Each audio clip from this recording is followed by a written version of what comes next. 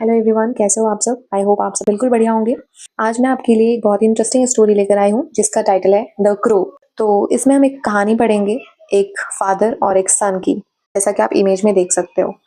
इस स्टोरी की ट्रांसलेशन करके बताऊंगी और जो भी डिफिकल्ट वर्ड्स होंगे उसके मीनिंग भी बताऊंगी और जो ग्रामेटिकल स्ट्रक्चर होंगे वो सब समझाते चलूंगी। So please be with me और पूरा वीडियो देखना, ध्यान से देखना, तभी आपको कुछ समझ में आएगा और आप कुछ सीख पाओगे।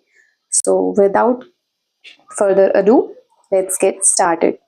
An 80-year-old man was sitting on the sofa in his house. An का मतलब होता है एक। एन यहाँ पे इसलिए लगा है क्योंकि इसके बाद आने वाला वर्ड 80 जिसका फर्स्ट लेटर ई है, जो एक वावल होता है, और वावल के आगे हमेशा हम लोग एन का यूज करते हैं जब भी एक की चीज की बात हो रही हो। एक 80 साल के वृद्ध व्यक्ति was था सिटिंग बैठे हुए, ऑन द सोफा सोफा पर, ऑन मतलब पर, इन हिज हाउस अपने घर, इन मतलब में। तो जब हम इसे अरेंज करेंगे तो ये कुछ ऐसे आएगा कि एक 80 साल के वृद्ध व्यक्ति अपने घर में सोफा पर बैठे थे। आप देख सकते हो कि इस सेंटेंस के बाद एंड में कोई फुल स्टॉप नहीं है। इसका मतलब ये हुआ कि ये सेंटेंस आगे भी कंटिन्यू करता है और ये यहाँ पर ही खत्म नहीं होता है। तो चलो आगे देखते हैं। Along with his 45 years old highly educated son. सन के बाद आप देख सकते हो यहाँ पे फुल स्टॉप लगा है, मतलब जो हमने पहला सेंटेंस देखा था वो बिल्कुल यहाँ आकर खत्म हो रहा है। ठीक है, तो चलो समझते हैं इसको।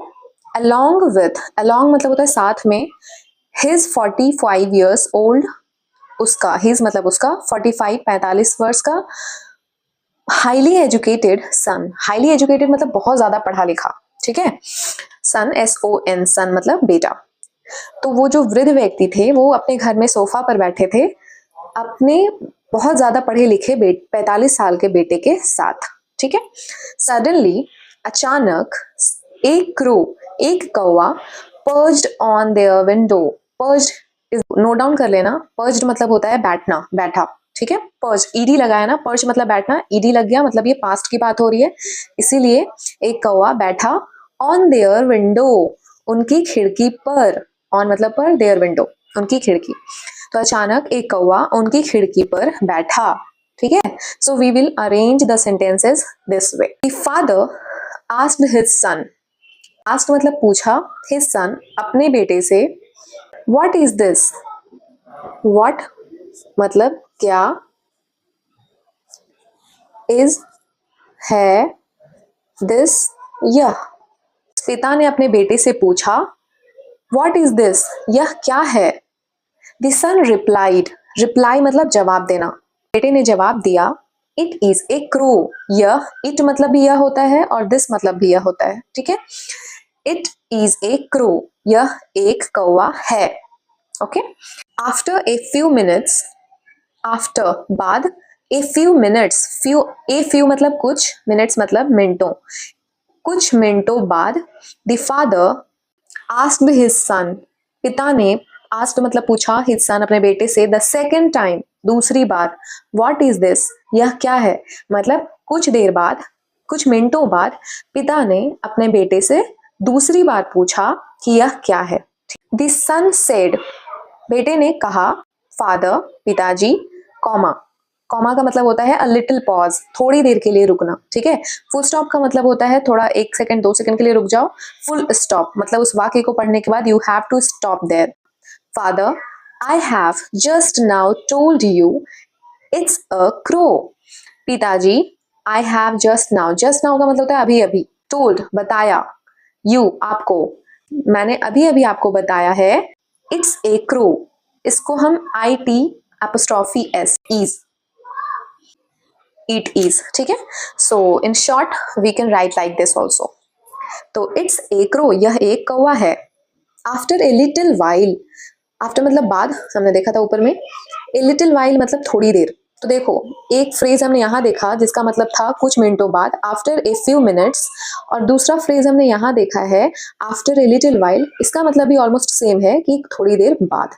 द ओल्ड फादर, बूढ़े पिताजी ने, अगेन आस्क्ड हिज सन, अगेन मतलब फिर, पूछा अपने बेटे से, द थर्ड टाइम तीसरी बार, व्हाट इज दिस यह क्या है, एट दिस टाइम, इस समय some expression of irritation was felt in the sunstone. इस समय some मतलब कुछ, expression मतलब अभिव्यक्ति, जैसे ये तो थोड़ा ज्यादा शुद्ध हिंदी हो जाएगा, लेकिन आप ऐसे समझो कि जब आप गुस्सा होते हो तो आपका फेशियल एक्सप्रेशन बदल जाता है, थोड़ा गुस्सैल हो जाता है। वैसे ही जब आप हंसते हो तो भी आपका एक्सप्रेशन बहुत ही हैप्पी वाला होता है, तो उसको हम कहते हैं एक्सप्रेशन। मतलब आप कैसे अपने आप को, अपनी बातों को, अपने फीलिंग्स को कैसे दूसरों तक पहुंचा रहे हो, उसको हम एक्सप्रेशन कहते हैं। तो सम एक्सप्रेशन ऑफ इरिटेशन, इरिटेशन मतलब होता है चिड़चिड़ापन, वॉज फेल्ट महसूस, इन द सनस्टोन बेटे के स्वर में, टोन मतलब बोलने की आवाज, और यहाँ पे अपोस्ट्रोफी एस लगा है, इसका मतलब होता है ऑफ। तो बेटे, ऑफ मतलब का या के, तो बेटे के टोन में, स्वर में कुछ चिड़चिड़ापन महसूस किया। When he said, जब he said, उसने कहा to his father, अपने पिताजी को, with a rebuff, rebuff is the another word which you can write down in your notebook, झिड़कते हुए। देखो, ये स्टोरी समझाने का एक पर्पस और भी होता है कि आप नए नए वर्ड्स सीखते चलो और स्पोकन में उसको यूज करते रहो। जो झुंझलाहट में लोग बोलते हैं ना, उसको इंग्लिश में कहते हैं रीबफ। तो जब पिता ने बेटे से पूछा था कि यह क्या है, और वो भी तीसरी बार, तब इस समय उसके बेटे ने थोड़ी चिड़चिड़ापन महसूस किया और झुंझलाते हुए, झिड़कते हुए कहा कि यह कौवा है, कौवा। A little later मतलब थोड़ी देर बाद, इसका मतलब भी वही होता है, थोड़ी देर बाद। The father asked his son the fourth time, मतलब पिता ने बेटे से पूछा चौथी बार, fourth time, what is this, यह क्या है। This time the son shouted at his father, इस समय बेटे ने पिता पर, अपने पिता पर चिल्लाया, क्योंकि अब ऑलरेडी वो तीसरी बार थोड़ा झुंझला गया था, थोड़ा इरिटेट हो चुका था। अपने पिता पर चिल्लाया, Why do you keep asking me the same question again and again? Why मतलब क्यों, keep asking मतलब पूछते रहना। पहले एक वीडियो में बता चुकी हूँ कि किसी भी काम, किसी भी वर्ब के साथ अगर ing लगा हो, जैसे गोइंग, ईटिंग, और उस वर्ड के आगे कीप लगा हो, तो उसका मतलब होता है कि उस काम को जारी रखना या कंटिन्यू करते रहना। जैसे कीप ईटिंग मतलब खाते रहो, कीप गोइंग जाते रहो। वैसे ही यहाँ पर है कीप आस्किंग मतलब पूछते रहना। मी मतलब मुझसे, द सेम क्वेश्चन एक ही सवाल, अगेन एंड अगेन, इसका मतलब होता है बार बार। आप मुझसे एक ही सवाल बार बार क्यों पूछ रहे हैं। I have told you so many times, आपको बताया है, सो मेनी टाइम्स बहुत बार, that it is a crow कि यह एक कौवा है। Are you not able to understand this, इसके साथ क्वेश्चन मार्क लगा है। देखो यहाँ पे यू के पहले ही आर का यूज हो रहा है, तब होता है कि यहाँ ये इंट्रोगेटिव सेंटेंस लिखा हुआ है। यहाँ एबल मतलब योग्य, टू अंडरस्टैंड मतलब समझना, दिस यह, क्या आप यह समझने के योग्य नहीं है, आपको यह समझ नहीं आ रहा है जो मैं बार बार आपको बता रहा हूँ कि यह कौवा है, आपको ये समझ में नहीं आ रहा है, उस बेटे ने गुस्से में अपने पिता से बोला। A little later मतलब फिर से थोड़ी देर के बाद, the father went to his room, पिताजी जो थे, went मतलब गए, पिताजी गए to his room अपने रूम के, अपने कमरे के तरफ, and और came back वापस आए, with an old tattered diary, with मतलब साथ, an old तो एक पुरानी, tattered मतलब फटी हुई डायरी, एक पुरानी फटी डायरी के साथ पिताजी वापस आए। He had maintained it since his son was born.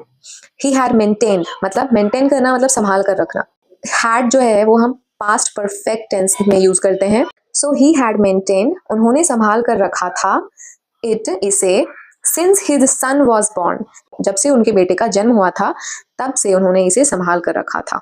On opening a page, on मतलब पर, ओपनिंग मतलब खोलने, अ पेज एक पेज खोलने पर, ही आस्क्ड हिज सन उन्होंने अपने बेटे से पूछा, टू रीड पढ़ने के लिए, दैट पेज उन्होंने अपने बेटे से वह एक पेज पढ़ने को कहा।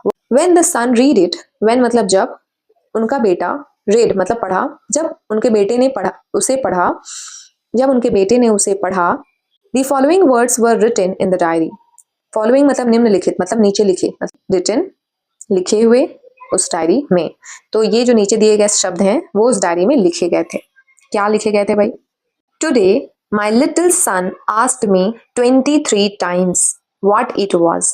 उस डायरी में लिखा गया था कि टुडे मतलब आज, माई लिटिल सन मेरे छोटे बेटे ने आस्ट पूछा, मी मुझसे, आज मेरे छोटे बेटे ने मुझसे पूछा 23 टाइम्स 23 बार, व्हाट इट वॉज यह क्या है था, and I replied to him मैंने उसे जवाब दिया, ऑल 23 टाइम्स वो 23 बार, that it was a crow कि वह एक कौवा है। तो उसका मतलब ये हुआ कि मेरे बेटे ने मुझसे 23 बार मुझ पूछा कि यह क्या था, तो मैंने इतनी बार उसने पूछा वो 23 बार उसको जवाब दिया कि यह कौवा है। I hugged him lovingly each time, hugged मतलब गले लगाया, हग HUG, हग मतलब होता है गले लगाना, और इसमें ED लगा है तो गले लगाया। आई हग्ड हिम मैंने उसे गले लगाया, लविंगली प्यार से, हर बार, each time.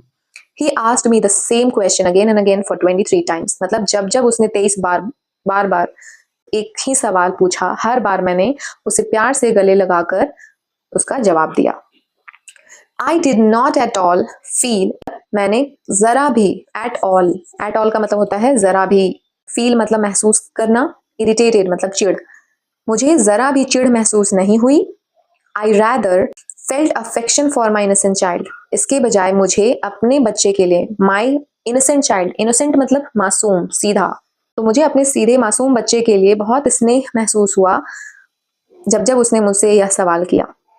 While the little child asked him 23 times, what is this? The father had felt no irritation in replying to the same question all 23 times. While मतलब जब उस छोटे बच्चे ने अपने पिता से 23 बार पूछा यह क्या है, उस पिता ने थोड़ा भी चिड़चिड़ा महसूस नहीं किया जवाब देने में, in replying to the same question, एक ही सवाल को ऑल 23 टाइम्स, सवाल का 23 बार जवाब देने में उसके पिता ने थोड़ा भी चिढ़ महसूस नहीं किया।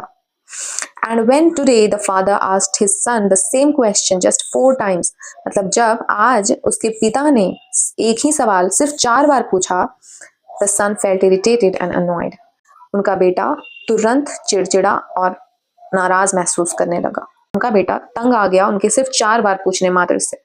पेरेंट्स जो होते हैं वो कभी अपने बच्चे से तंग नहीं आते, लेकिन बच्चे एक टाइम पर उनसे इरिटेट फील करने लगते हैं, जो कि बिल्कुल नहीं होना चाहिए और ऐसा कभी महसूस नहीं करना चाहिए, क्योंकि उनकी हेल्प से आज आप यहाँ पहुँचे हो, तो जब उन्हें आपकी ज़रूरत होगी तो आप you should never feel bad to help them. In fact आपको और खुशी से उनकी सेवा करनी चाहिए। आई होप कि आपको ये स्टोरी अच्छी लगी होगी और कुछ सीखने को मिला होगा। सच में कुछ सीखे हो इस स्टोरी से, इस वीडियो से, then please like, share and subscribe my channel. Thank you.